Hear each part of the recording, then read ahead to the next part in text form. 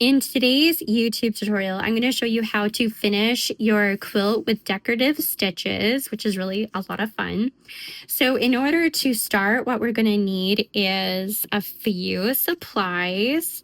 But first, I want to introduce myself. My name is Kim of ExshawQuilts.com, and you can find all of my quilt patterns over on my website, along with tutorials and a free pot holder pattern if you subscribe to my email list. Okay. So to get started, I have shared this previously in another tutorial. If you're interested in big stitch hand quilting, I have a tutorial for that. You can go check it out. I'll leave it in the description for you. But we're going to use one of my favorite threads. So this is the DMC number 8. This is just a white that I'm going to show you to make it a little bit easier to see on the quilt. And you're also going to need a pair of snips, some binding clips, and a sashiko needle. So the reason I like sashiko needles is because of the eye. The eye fits this thread perfectly. So again, all the links are in my description. So we're going to start by making a quilter's knot. So I'm going to take off my thimbles. This is a leather one. I really love it. I always use it for my middle finger for pushing the needle through, and a silicone one on my pointy finger to grab the needle a little bit easier, especially if you're a sweater like me. Gross, right? But anyway, so we're going to start with a quilter's knot. I like to call it a rocket knot just because it's so much funner. So we're going to put our thread on top of our needle and pinch it. Going to wrap it twice around your needle and pinch it with your pointy and your thumb. And you're going to pull it all the way down to the very end of your thread. Try not to knot it in a place you don't want it knotted. And then give it a little tug there. And now we have our knot and we're ready to start quilting. So I'm going to flip the quilt and explain to you a little bit of what's going on. Again, this pattern is available in my shop if you're curious. It's a wall hanging, a bare wall hanging. All right, so with this quilt, I was experimenting a little bit and I did a shorter width for my binding, and I'm regretting that decision. The reason is because I normally use a 2.5 inch binding, and then I fold that in half, and then we sew it to the front of our quilt like this, and then we roll it to the back of the quilt to sew it down. Well, I'm finding that this is just, it's a lot of work by hand to keep that fabric on the back of the quilt, which is super annoying. So I regret that decision of not doing a 2.5 inch wide binding strip. So just so you know. All right, so let's start. We already have our knot and we have our clips placed to kind of hold this binding strip down because we want to cover the thread that's at the back of the quilt, right? We want it to be so you can't see it at all.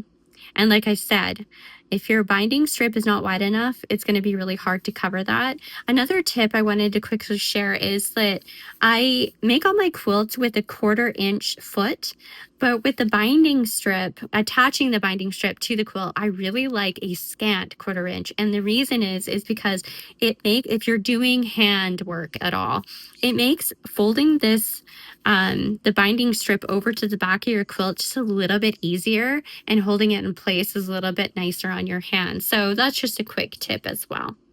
Okay, so we're going to put our thimbles on, which makes hand quilting so much more enjoyable, trust me. All right, so we have our knot on the end of our thread and we're ready to start. We're just going to clear a path here. Okay, so I actually did start this and had to refilm because I got interrupted.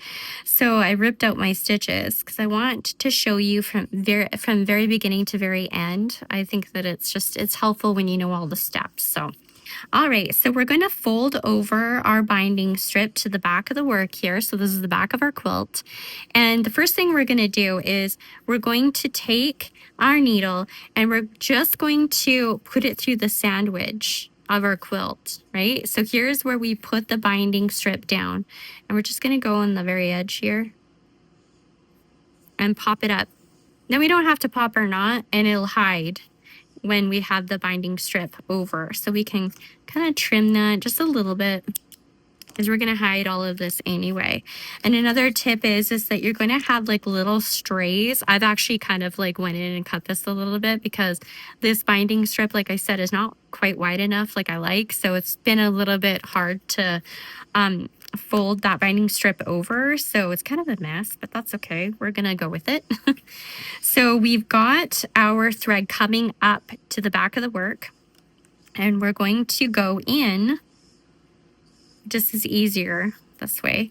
We're just going to go into, or we're going to fold it over, I guess. That's probably the easiest way to show you.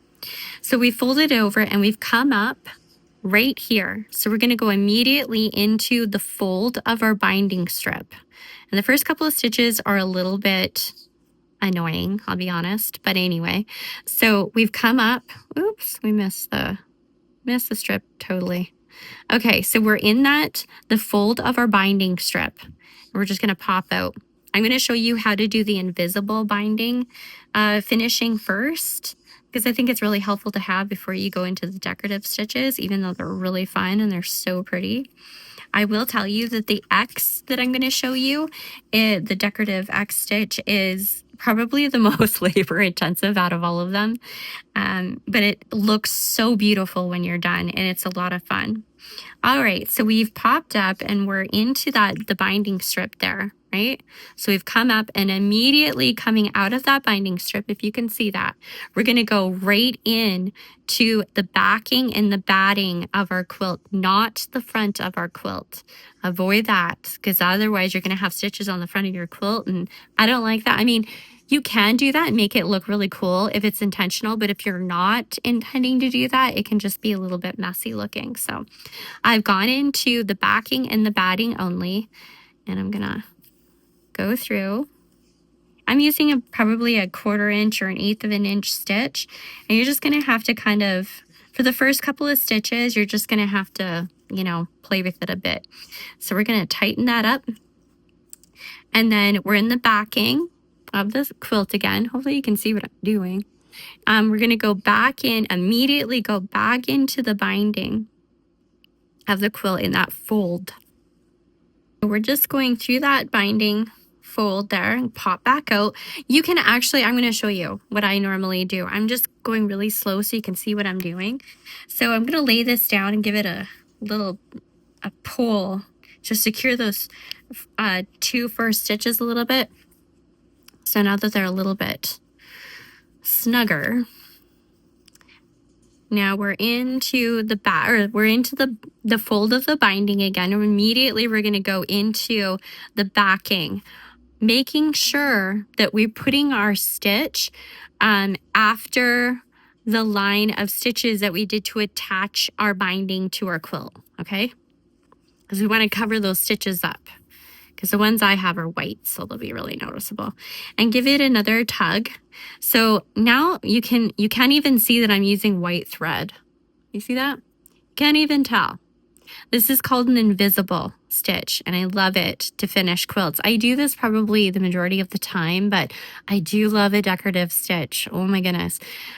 So that's what we're going to move on to now. So I'm going to do one more invisible stitch here, just so you know what I'm doing. So what we do is we come up from the backing, and then we go directly into that binding. The fold in the binding. It's like a little tunnel in there. And do your 1/4 inch or your 1/8 of an inch or however long you want to go. And you pop back out, and then immediately you would go into the backing. So that's what I normally do. Is like I go right from the back or the binding to the backing, and kind of one big movement, right? And then I snug it up so you can't even see that I'm using white thread at all. And if you can see them, it's not a big deal, because this would be a thread matching your quilt, or whatever color would match your quilt the best. Like right here I have black, so I would use black thread, and you wouldn't even see this one that I'm working on right now. Do you see that? I'm just pulling it out a little bit. You wouldn't even see that at all, which is really cool. So I love the invisible finish for your binding. All right, so let's move on to the fun stuff. So I'm just going to adjust everything a little bit. And we're gonna start with just a basic stitch. So again, we're gonna start from underneath as if we just added our thread, okay? So we're gonna go up from, you know, like burying our knot, and then you're gonna go directly from the backing to underneath the binding. See that? And pop up. This is so much fun. I love this. Okay. And then what you're going to do is you're going to decide the length of your stitch. I like big stitches myself, but you do, if you want to do tiny ones, do tiny ones. Like whatever makes your heart happy. I like big ones. I like to see those stitches. So I'm going to go in right here into the, so it's visible. I'm going to go right into the binding and directly into the backing. Like so. You see that? What we've done there? Okay. I'm sorry if it's wobbly. I really got to get a better tripod. This one is not the grandest, I'll tell you. Okay, so do you see that? That is our first visible stitch. Isn't it so pretty? I just love this. Okay, and to hide that we've gone into the backing, again, we're going to go immediately into, we're going to make sure that this width is the same, right? And we're going to go immediately into the binding underneath again. Pop back up. I'm going to move my binding clip a little bit. Readjust as I go. I'm sorry if I'm on camera a little bit. I was just readjusting. Anyway, I'll bring the quilt up a little bit more. Okay. So again, we're going to go into the top of the binding and directly into the batting and the backing of the quilt. And you want to kind of keep the same stitch length, right? Bring it up, pull it through.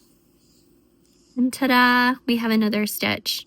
I just love visible stitches too because you can play with color. Like I actually really like the white with the black, but you can play with the color and have a contrasting thread or maybe one that's just a little off, like a little tone, a different in tone. That would be really pretty too, like a pink and a purple or, you know, something like that. That would be fun as well. I'm just going to move things out of my way. And again, I'm just going to play with my binding strip. You wouldn't have to play with the binding strip if it was the right width. Again, remember I said that this width is not the correct one. I was just experimenting and I'm really regretting that decision. So anyway, so now we're in the backing. We're going to go into the binding underneath. Just like that. Give it a snug tug. And then we're going to go immediately into the binding again and into the backing underneath, making sure that we're on the other side of that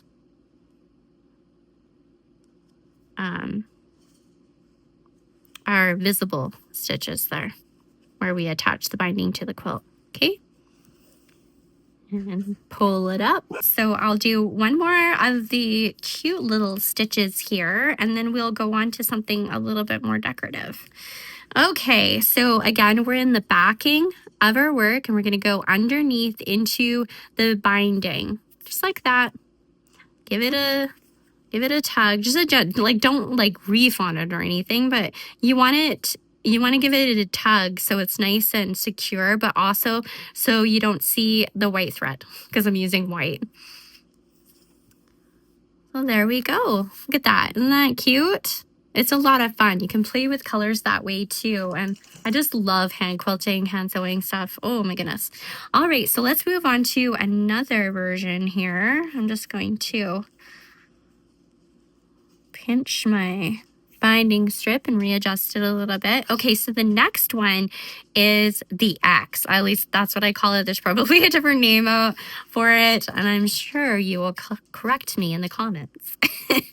But anyway, so we have our, and again, so we have our thread coming up. Like say that we just buried our knot and we've come up through the backing of our quilt, and we're going to go underneath and into the binding there, and we're going to make our first line for our X. Now you can use a marker for this, but I love just the look of something that is actually hand done and not perfect, so I just freestyle it. All right, so we've come up underneath, and through the top of our binding strip.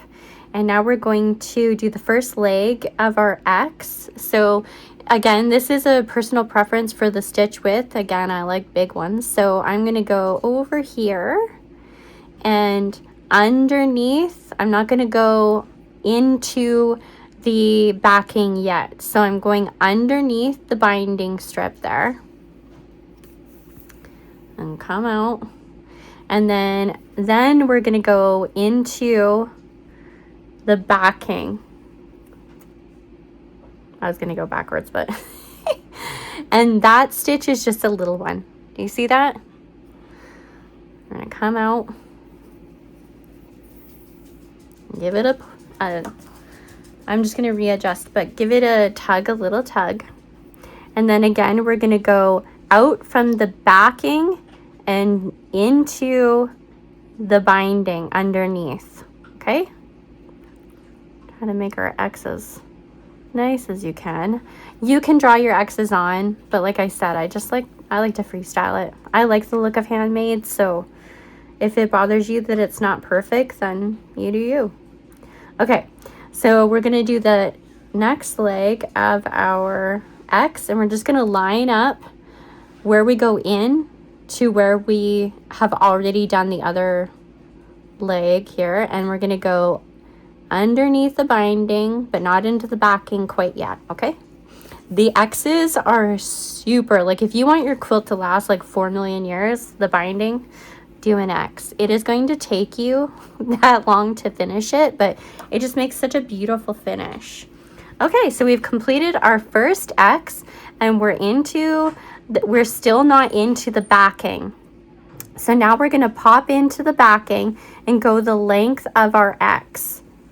Just above the one that we just completed, we're just going to pop up into the backing just above the X that we completed. Okay? And again, snug it up. And then we're going to go underneath the binding, and we're going to start another X. There we go.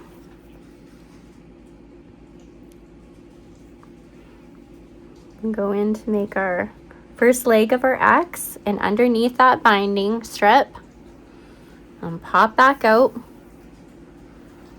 There's probably other ways you can do this, but this is the way I've always done it, and it's super secure. So, okay, so we're underneath the binding strip. We're not into the backing. We have to make sure to pop in underneath the backing.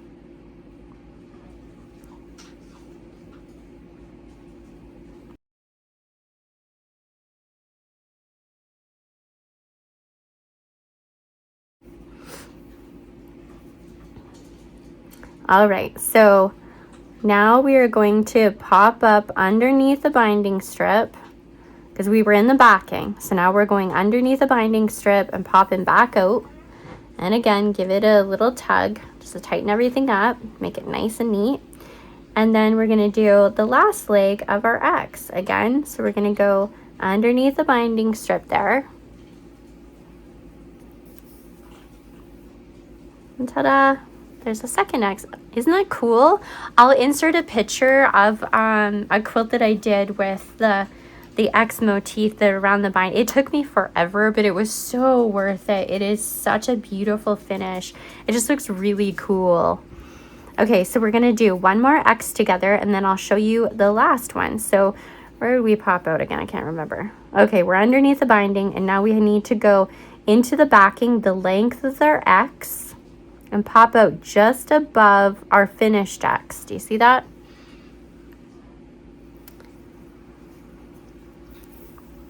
There we go. And again, snug it up. I'm just going to readjust my binding strip because this binding strip is not quite wide enough. Okay, so we're going to go into the underneath and into the binding strip, come out from the top, and make our first leg for our X. Underneath the binding strip. Readjust and snug it up. You wouldn't have to readjust so much if I had made the binding the proper width, but whatever. And then we're just going to go into the backing.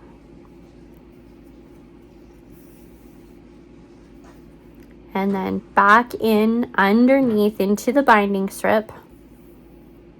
Snug it up, and then finish our X off, the last leg of our X. We're going to pop out underneath our binding strip.